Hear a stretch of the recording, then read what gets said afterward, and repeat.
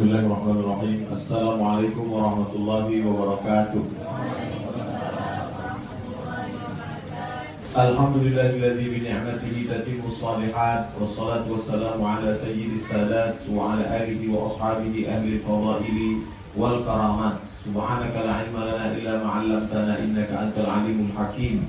Rabbi shrah li sadri wa yassir li amri wahlul 'uqdatam min lisani yafqahu qawli. Yang saya hormati dan insya Allah dimuliakan Allah Subhanahu wa Ta'ala, keluarga besar dari guru kita bersama, guru kita semua, Abu Paloh Gading. Tak dapat saya sebutkan satu persatu. Kemudian rombongan dari kakak-kakak kelas saya di Mesir, Ikatan Alumni Timur Tengah.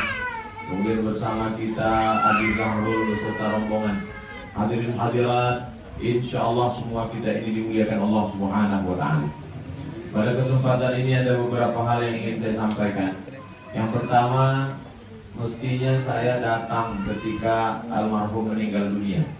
Tapi karena satu dan lain hal, maka saya hanya dapat mengucapkan belasungkawa dari jauh. Saya dapat berita, dapat kiriman gambar dari sahabat-sahabat di Aceh menyampaikan bahwa guru kita sudah mendahului kita menghadap Allah, mendapatkan rahmat Allah, menerima balasan yang diberikan Allah. Karena keterbatasan saya tak dapat datang, tapi walaupun waktu itu sudah berlalu, hari ini saya diizinkan Allah untuk dapat bertatap muka, bersilaturahim. Mudah-mudahan kedatangan ini termasuk kedatangan hanya karena Allah Subhanahu wa Ta'ala. Termasuk dalam 7 golongan sab'atun yudhilluhumullahu fi dhillihi yawma la dhilla illa dhilluh. Hari itu ada orang yang mendapatkan naungan Allah, di antaranya rajulani, 2 orang, tahabba billah, berkasih sayang karena Allah, ijtama'a alaih, bertemu berkumpul karena Allah, wa tafarraqa alaih, berpisah pun karena Allah. Bagaimana Abu Paloh Gading dalam hati saya, bagaimana dulu saya datang kemari malam, lalu kemudian duduk bersama beliau mengisi tabligh akbar. Dan kemudian sampai di rumah ini, hari ini saya melihat ada foto saya bersama almarhum, menunjukkan tentu ada suatu tempat di hati beliau. Saya di hati beliau ada suatu tempat yang kalau hati itu sudah baik, kata Nabi SAW, maka shalahal jasadu kulluh. Mudah-mudahan beliau walaupun sudah menghadap Allah Subhanahu wa Ta'ala, wali-wali Allah, orang-orang yang menolong agama Allah. Dalam kisah Isra Mi'raj, Nabi Muhammad SAW berjumpa dengan Nabi Musa. Nabi Musa sedang sholat. Nabi Muhammad SAW sampai ke Masjidil Aqsa. Makmumnya para Nabi, Nabi Ibrahim, Nabi Isa, Nabi Musa alaihissalam menjadi makmum. Itulah dalil para ulama mengatakan bahwa orang-orang soleh itu masih tetap beramal.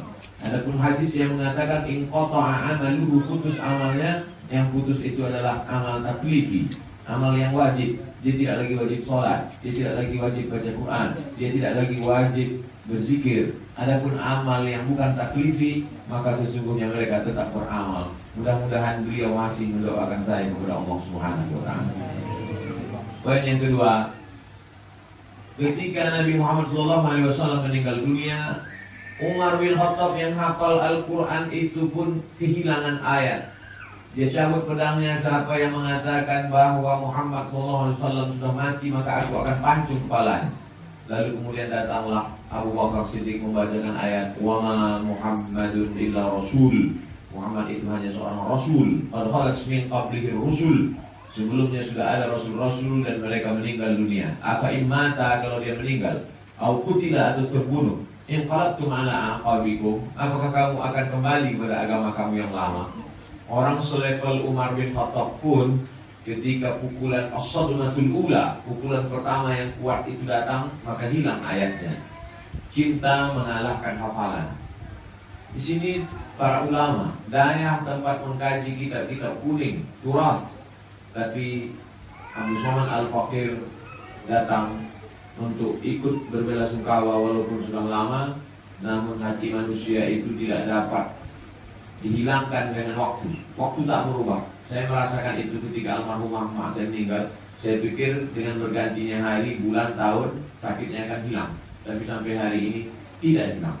Yang dapat menghilangkannya hanyalah mengirimkan beras ke fakir miskin, diniatkan untuk almarhumah. Ketika saya adakan program rehab rumah, saya niatkan untuk almarhumah. Ternyata itu sajalah. Dan ketika bertemu dengan kawan-kawan, sahabat-sahabat orang soleh, berjumpa dengan jamaah, mereka kirimkan Al-Fatihah. Ketika posting tentang gambar, foto beliau, program, lalu kata mereka kami doakan. Ternyata itu yang mengobati. Waktu tak dapat mengubah. Itu hanya bisa dirasakan oleh orang-orang yang pernah merasakan kematian keluarga. Lam ya'rif man lam yaruq. Siapa yang tak pernah merasakannya, maka dia tak dapat menceritakannya. Poin yang ketiga, manusia ketika meninggalkan dunia ini maka habislah, selesai semuanya. Muhammad bin Idris Asy-Syafi'i meninggal, kita masih mengenal beliau dari Al-Um, kita masih mengenal beliau dari Ar-Risalah. Dilanjutkan oleh Imam An-Nawawi Al-Minhaj Syarah Sahih Muslim bin Hajjaj, Radutul Talibin wa Umdatul Muftin.